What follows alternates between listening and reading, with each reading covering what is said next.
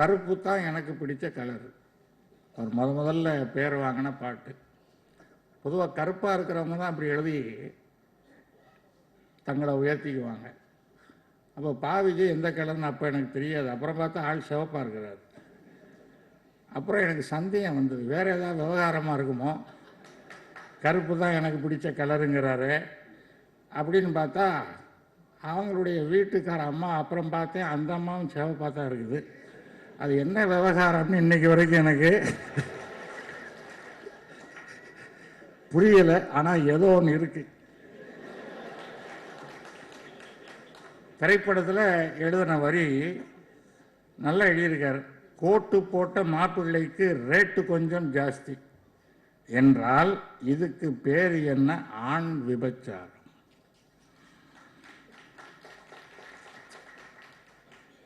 மேத்தா காட்டினாரே அந்த மாதிரி பாட்டும் எழுதியிருக்கார். அது வேறு வழியில் சினிமா அந்த தொழில் இருக்க அது மாதிரி தான் எழுதி கொடுங்க சாருங்களாம். அது மாதிரி எழுதி கொடுங்க. நல்லவங்களெல்லாம் கெடுத்துடுறான். தப்பு பண்ணால் சரியாக பண்ணுன்னு எழுதுறான் சினிமா பாட்டில். தப்பு பண்ணால் சரியாக பண்ண அதை கூட அது அந்த ட்ரெண்டு மாறி இருக்கு. இப்போ கண்ணதாசன் காலம் அது ஒரு காலம். எமோஷனல் பொயட்ரி, உணர்ச்சிகரமான கவிதைகள், பாடல்கள். வைரமுத்து காலம் அதுக்கு பிறகு அது இன்டலெக்சுவல் பொயட்ரி, அறிவுமயமான அறிவு சார்ந்த கவிதை. இப்போ என்னடான்னு கேட்டால் இது இளமை துள்ளல், இளமை காலத்தினுடைய அந்த சில்மிஷ காலம்னே சொல்லலாம். அவருடைய வார்த்தையை வச்சு சொல்றதா இருந்தால் விஜயனுடைய காலம். இப்போ அந்த ட்ரெண்ட் ஓடிட்டு இருக்கு. இளைஞர்களாக தப்பு தப்பாக சரியாக எழுதுறாங்க. இந்த புதுவிதமான வார்த்தைகள், புதுவிதமான வர்ணனைகள் ரொம்ப அருமையாக ஒரு பாடல் எழுதியிருக்காரு. இப்போ சமீபத்தில் கேட்டேன். புலி மானை வேட்டைதான் ஆடிடுமே காட்டில். புலி மானை வேட்டைதான் ஆடிடுமே காட்டில், மான் புலியை வேட்டைதான் ஆடும் இடம் கட்டில். இது மாதிரி முன்ன சினிமாவில் நாங்கள் கேட்டதில்லை. இப்போ இந்த மாதிரி வரிகள் நிறைய விஜய் போன்ற இளைஞர்கள் நிறைய எழுதுறாங்க.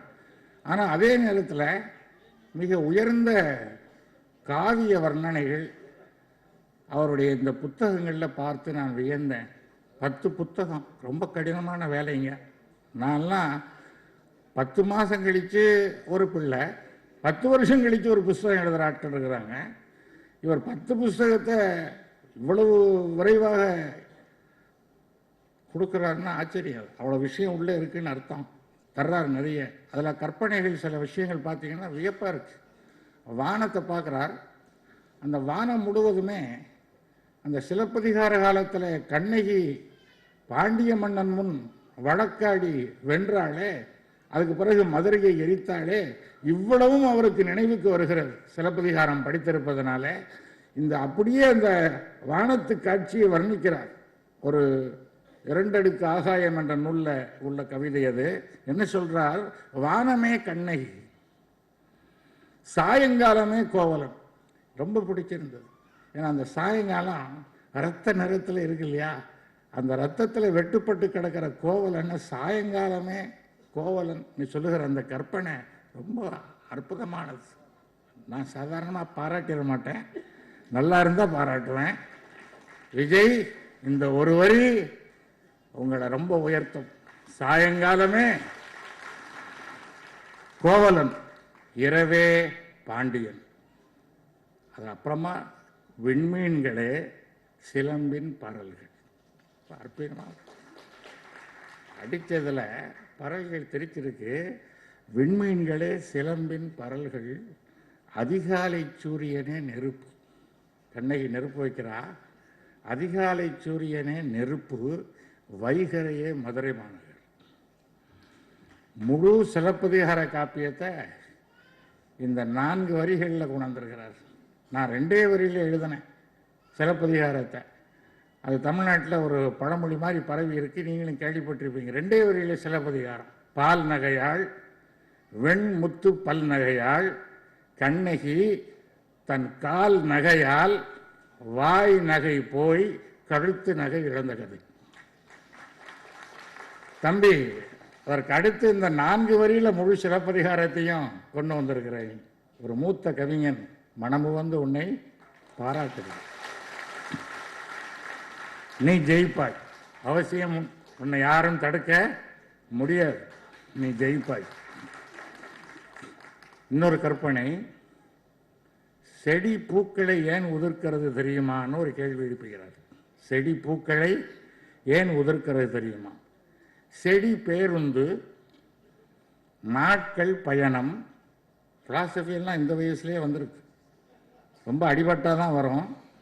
இந்த வயசில் நாட்கள் பயணம், பூக்கள் பயணிகள், பனித்துளி பயணச்சீட்டு. ரொம்ப அருமையாக இருக்கு. பனித்துளிகள் பயணச்சீட்டு உதிர்து இல்லையா?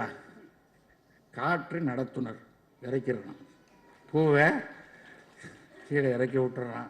அந்த கற்பனை ரொம்ப அழகாக இருக்கிறது. இறுதியில் ஒன்று சொல்லி முடிக்கிறேன். நிறைய சொல்லணும்னு ஆசை, நிறைய பேர் நேரம் இல்லை எனக்கு. அதனால் குயிலை பற்றி ஒரு அருமையான கவிதை எழுதியிருக்கார் 2 அடுக்கு ஆகாயம்ங்கிற நூலில்.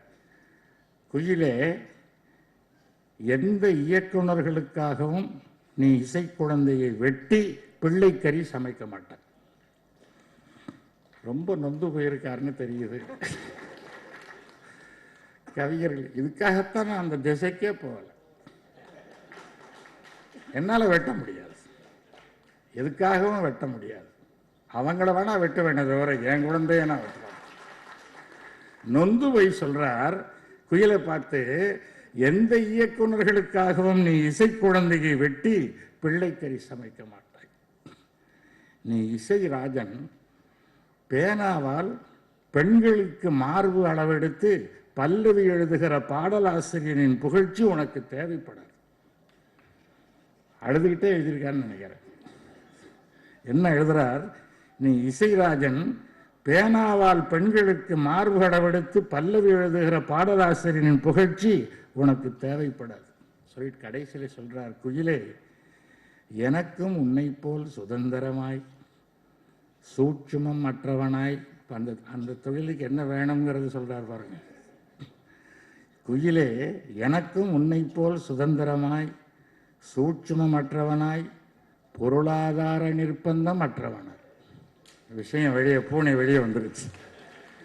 பொருளாதார நிர்பந்தம் அற்றவனாய், திரையுலக பூட்ஸுகளுக்கு பாலிஷ் போடாதவனாய். திரையுலக பூட்ஸுகளுக்கு பாலிஷ் போடாதவனாய் கலைப்பணி புரிய வேண்டும் என்று ஆசையாய் இருக்கிறது. தம்பி, அந்த ஆசை நிறைவேறட்டும் என்று வாழ்த்துகிறேன். நன்றி, வணக்கம்.